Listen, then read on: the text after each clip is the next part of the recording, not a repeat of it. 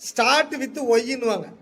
எப்பவுமே ஆரம்பிக்கும் போது எப்படி அப்படி ஆரம்பிக்கூடாது, ஹவு வென்னு அப்படி ஆரம்பிக்கூடாது. ஏன் அப்படிலாம் எதுக்கு ஏன் ஆரம்பிக்கணும், ஏன் படிக்கணும் இந்த சப்ஜெக்டை அப்படின்னா, தொழில் பண்ண போறோம்னா உனக்கு வாய்ப்பு இருக்கு, ரைட்டுங்களா?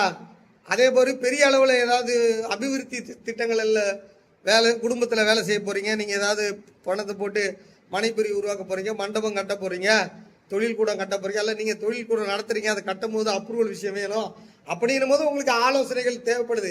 அந்த ஆலோசனைகள் எங்களிடமோ நம்ம ஆலோசனை மையத்தில் பெருக்கும் போது அவன் பெரிய அளவில் லாஸ் ஆகாமல் அவன் பாதுகாக்கப்படுவான். அப்போ இந்த இடத்துல வாய்ப்பு இருக்குது என்றதான் முதல்ல நீங்கள் புரிஞ்சுக்கிட்டு அதற்காக இதனை நீங்கள் கற்றுக்கொள்ள வேண்டும் என்று தான் முதல்ல நான் சொல்கிறேன். இப்போ நம்ம நேராக ஆக்டுக்குள்ளே வந்துடும். இப்போ பார்த்தீங்கன்னா 1972 இதுதான் நகர ஊரமைப்பு சட்டத்தோட உருவாக்கம். நகர ஊரமைப்பு சட்டத்தின் கீழ் தான் சென்னை உட்பட அனைத்து பகுதிகளுமே இருந்தது. ஒரு நகரை உருவாக்கணும் அப்படின்னா எந்தெந்த இடத்துல என்னென்ன வரணும் சார். டிடிசிபி அங்கீகாரம் தான் சார் விவசாயமே கெட்டு போச்சு. இவங்க சார் அபிவிருத்தி திட்டங்கள் தான் சார் விவசாயமே கெட்டு போச்சு அப்படின்னு டிடிசிபி அங்கீகாரத்துக்கு மேலே ரியல் எஸ்டேட் மேலே அறகுறையாக பாயிரவங்க நிறைய பேர் இருக்கிறாங்க. ஆனால் இப்போ தஞ்சாவூர் மாவட்டத்தில் தஞ்சையில் ஒரு டிடிசிபி அலுவலகம் இருக்குது. இப்போ அவங்க ஆல்ரெடி பிளான் போட்டு வச்சுட்டாங்க, இந்த இடம்லாம் அக்ரிகல்ச்சர் ஜோன், கிரீன் ஜோன், இந்த இடம்லாம் விவசாயம் தான் செய்யணும் அப்படின்னு அதோட சர்வே நம்பர் வகைப்படுத்தி, அதோட சர்வே நம்பர்லேருந்து அதோட பரப்பளவை வகைப்படுத்தி, பூமியில் அதனுடைய தன்மைகளை வகைப்படுத்தி, அதனுடைய ஆற்று பாசனங்களை கிணற்று பாசனங்களை எல்லாம் வகைப்படுத்தி ரெக்கார்டு பண்ணி இந்த பகுதிக்கெல்லாம் அது வண்ணமிட்டு வச்சிருக்காங்க கிரீன்ல.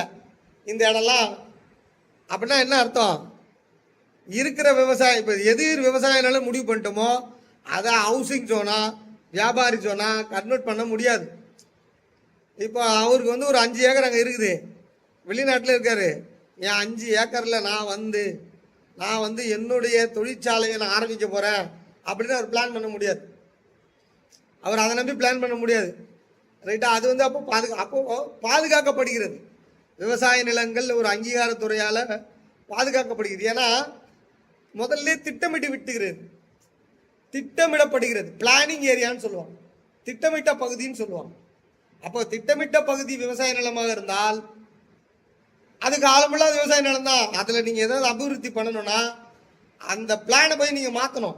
அந்த பிளானில் இருக்கிற விவசாய நிலத்தை நீங்கள் மாற்றணும். நீங்கள் கல்லூரி கட்ட போகிறீங்க, கல்வி நிலையம் கட்ட போகிறீங்க, அல்ல தொழிற்கூடம் கட்ட போகிறீங்கன்னா நீங்கள் மாற்றணும். அப்போது இஷ்டம் போல் யார் வேணாலும் டக்குன்னு விவசாய நிலத்தை மாற்ற முடியாது. அதுக்கு ஒரு காப்பரனாக ஒரு சட்ட அதிகார அமைப்பு, ஒரு சட்ட டிடிசிபின்றது ஒரு சட்ட அதிகாரம். அந்த சட்ட அதிகார அமைப்பு அங்கே நின்று உங்களை அதை பாதுகாக்குது. இப்போ விளைநிலம்னா இதுதான், இண்டஸ்ட்ரியல்னா இதுதான், இந்த ஏரியாதான்ட்டு. இப்போ தோல் தொழிற்சாலை பல்லாவரத்தில் இருக்குது, வேலூரில் ராணிப்பேட்டையில் இருக்குது.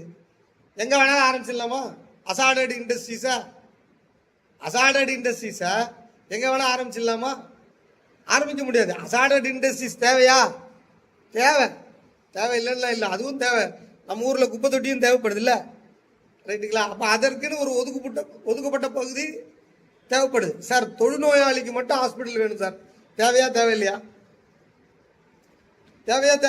தொழுநோயாளிக்கு மட்டும் ஹாஸ்பிட்டல் தேவை.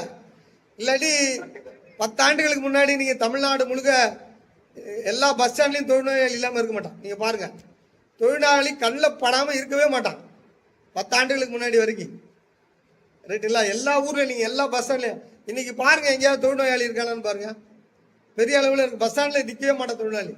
பஸ் ஸ்டாண்டில் இருக்கிற தொழில்நோயாளியெல்லாம் பிடிச்சி தூக்கிட்டு போய் மதுரையில், செங்கல்பட்டில் எல்லாம் தனித்தனியாக பெரிய பெரிய டவுன்ஷிப்பே கட்டி வீடு கொடுத்து பயங்கரமான ராஜ வாழ்க்கையை செட்டில் பண்ணிட்டார். கலைஞர் பீரியடில் அவர் அப்படி ஒரு வேலையை பார்த்துட்டார். நேரம் என்ன பண்ணிட்டார், எல்லா தொழிலாளியும் தூக்கிட்டு போய் கட் பண்ணிட்டார். இப்போ அந்த ஏரியா அசாடட் இண்டஸ்ட்ரீஸ் தொழில் வரணும். எங்கே அந்த பகுதியில் நீங்கள் ஒரு மருத்துவமனை கட்ட போகிறீங்க, அப்படின்னா கட்டிக்கலாம். தொழுநோயாளிக்கான மருத்துவமனை கட்டலாம், கட்டிக்கலாம். அந்த இடத்துல நீங்கள் போயிட்டு ஒரு ஒரு ஃபுட் ஃபேக்ட்ரி பண்ணுவீங்களா?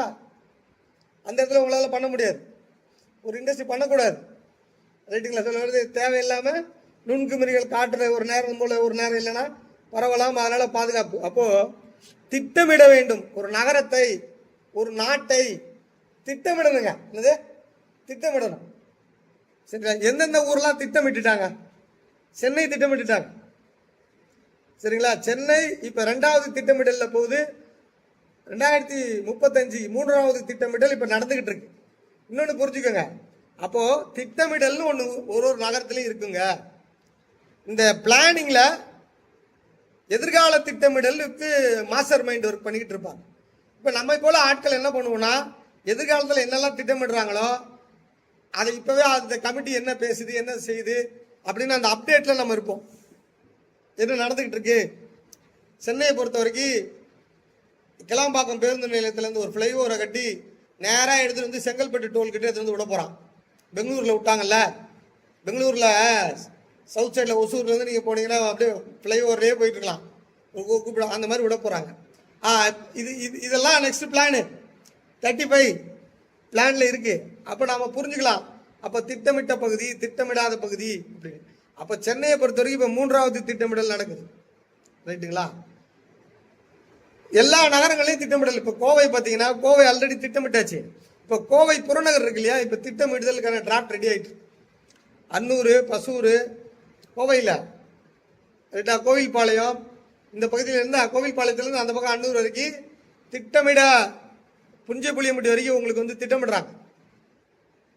அப்போ நாம் புரிஞ்சுக்க வேண்டியது டிடிசிபியோட வேலை என்னன்னா, அவங்க திட்டமிடுறாங்க அப்படின்னு முதல்ல புரிஞ்சுக்கணும். அவங்க அங்கீகாரம் கேட்குறாங்கன்னு நினைக்காதீங்க. முதல்ல அவங்க என்ன பண்ணுறாங்க? திட்டமிடுறாங்க, திட்டத்தை உருவாக்குறாங்க. எந்தெந்த எதுக்காக உருவாக்குறாங்க?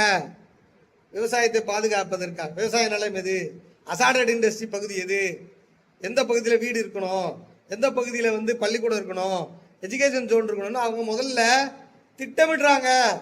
இப்போ ஆல்ரெடி ஒரு இடத்துல திட்டமிட்டுருக்காங்க சார். இப்போ நாம் இடம் வாங்க போகிறோம், கல்லூரி கட்ட போகிறோம், திட்டமிட்ட பகுதியில் போய் இடம் வாங்கிட்டு போயிடுவோம். குழப்பமே இருக்காது. ரைட்டுங்களா? சொல்ல ஆல்ரெடி பிளான்ல திட்டமில்லாத பகுதிகளும் தமிழ்நாட்டில் இருக்கு. இல்லைன்னு நான் சொல்ல வரல. முதல்ல அனைத்து நகரங்களும் திட்டமிட முடியும். நகரம் இல்லாத கிராமங்கள் எல்லாம் திட்டமில்லாத பகுதி. நீங்கள் நல்லா புரிஞ்சுக்கோங்க. நகரங்கள் எல்லாம் திட்டமிட்ட பகுதி, நகரம் இல்லாத கிராமங்கள் எல்லாம் திட்டமிடாத பகுதி. சார், என் ஊர் வந்து கடலூர் சார். கடலூர் பக்கத்தில் ஒரு 8 கிலோமீட்டரில் இருக்கிற கிராமம் அது வந்து திட்டமில்லாத பகுதி தான் இல்லை. நகரத்தை ஒட்டி இருக்கிற ஒரு 10-15 கிராமங்களையும் உள்ளடக்கி அதை வந்து திட்டமிட்ட பகுதியில் சேர்த்துருவாங்க. உங்களுக்கு அந்த அந்த நுட்பம் புரியும்னு நினைக்கிறேன். நான் சொல்ல வர நுட்பம் புரியும். எல்லா கிராமமும் வந்து ஊராட்சியும் வந்து திட்டமில்லாத பகுதியில் சொல்ல முடியாது. ஒரு 10 கிலோமீட்டருக்குள்ளே இருக்கிற நகரத்தை ஒட்டி 10 கிலோமீட்டரில் இருக்கிறத தூக்கிட்டு போய் சிஎம்டிஏ லிமிட்டில் சேர்த்துட்டாங்க. சென்னையில் சிஎம்டிஏ லிமிட்டில் வந்துருச்சுன்னா என்ன அர்த்தம்னா, சென்னையில் மாநகராட்சி லிமிட் இல்லை, பிளானிங்கில் அவங்களோட லிமிட்டில் வந்துருச்சு. பிளானிங்கில் அவங்க லிமிட்டில் வந்துருச்சு.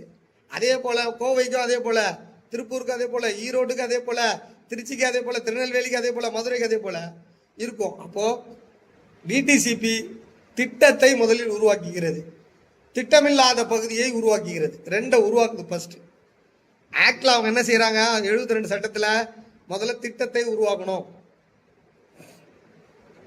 அந்த திட்டத்தின்படி கட்டிடங்களை, அந்த திட்டத்தின்படி மனைப்பிரிவுகளை, அந்த திட்டத்தின்படி குடியிருப்புகளை, வணிக வளாகங்களை, திருமண மண்டபங்களை கட்டுவதற்கு அனுமதி கொடுக்கணும். அதுக்கு அவங்க தான் வந்து சட்ட அதிகார அமைப்பு, காம்பிட்டன்ட் அத்தாரிட்டி. ஏன் அவங்க வேணும் சார்? சார், நான் ஒரு மனைப்பிரிவை உருவாக்குகிறேன். மனைப்பிரிவில் வந்து பார்த்தீங்கன்னா 50 மனையை போடுறேன். என்னோட இடம் வந்து சர்வே நம்பர் 11. ஆனால் நான் 10ல் ஆக்கிரமிப்பில் இருக்கிறேன். சர்வே நம்பர் 10ல் ஆக்கிரமிப்பில் இருக்கிறேன். அது ஓரமாக ஆக்கிரமிப்பில் இருக்கேன். அப்படி ஒரு ஓரமாக ஆக்கிரமிப்பில் இருக்கேன். நான் மனை பிரிவு போடும் பொழுது 10ல் என் மனையில் ஒரு 20 மனைங்க சர்வே நம்பர் 10லயும் உட்காரும், 11லயும் உட்காரும். 10ல் ஒரு கொஞ்சமாக உட்காரும். 2500 சதுரடினா 300 சதுரடி 10ல் உட்காரும். ஒரு கிரவுண்டு மனையில் ஒரு கிரவுண்டு, அரைவாசி கிரவுண்டு, அரைக்கா கிரவுண்டு அதில் உட்காரும். 11ல் உட்காரும். அப்படியே கொஞ்சம் கொஞ்சமாக 300, 250ன்னு அதில் சேர்த்து எனக்கு ஸ்கொயர் ஃபீட்டுக்கு காசு வருது அப்படின்னு சொல்லி நான் வந்து ஒரு லேஅவுட்டை போட்டுட்டு அதன் அடிப்படையில், ஆனால் 10க்கு நான் ஓனர் கிடையாது. நான் வந்து பத்திரம் போட போகும்போது சர்வே நம்பரு 10 நான் ஓனரு, 11 நான் 10 ஓனரு, நான் இதை விற்கிறேன், இல்லை 11 நான் ஓனர், நான் இதை கிரயம் பண்ணுறேன் அப்படின்னு சொல்லிட்டு அந்த ஆக்கிரமித்த பகுதியையும் 11ன்னு சொல்லி விற்றுருவேன். பத்திரத்தில் எழுதும் போது 11ன்னு இருக்கும், ஆனால் பூமியில் லொக்கேஷன் படி 10ஐயும் எடுத்து கொடுத்துருவேன். டிராயிங்லேயும் அதை காட்டிடுவேன். சாதாரண மக்கள் வாங்கிட்டு தானே போவாங்க. இது ஆடிட் பண்ணுறதுக்கு சட்ட அதிகார அமைப்பு இல்லையே. இதை பஞ்சாயத்து தலைவர் ஆடிட் பண்ணுவாரா? பஞ்சாயத்து தலைவர் ஒரு ஆட்டோ கேடில் போட்டு அந்த டிராயிங்கை போட்டுட்டு எஃப்எம்பி 10, 11 உட்காருதுப்பா, நீ தப்பாக உட்காருதுன்னு அவர் எப்படி சொல்லுவார்? ஒரு பஞ்சாயத்து தலைவர் அப்ரூவ்ல அவர் எப்படி கொடுப்பாரு? சரிங்க சார், ஒரு சார் பதிவாளர் பத்திரம் பதிவார், அவர் எஃப்எம்பி ஆடிட் பண்ணிட்டு ஐயா இது எப்படி சார் இது உட்காந்து அவர் எப்படி சொல்லுவார்? அவருக்கு எப்படி தெரியும்? இது வந்து அந்த இன்ஜினியரிங் டெக்னிக்கல் சப்ஜெக்ட், ஆட்டோ கேடு அந்த சப்ஜெக்ட் நீ உக்காண்டிருக்க. அப்போ இந்த இடத்துல தான் நிறைய பிரச்சனைகள், சர்வே கோளாறுகள், இந்த அங்கீகாரம் இவங்க உள்ள வராதனால தான் குவாலிட்டி இல்லாத மனைப்பிரிவுகள் உருவாக்கப்பட்டது, தவறான கட்டிடங்கள் உருவாக்கப்பட்டது.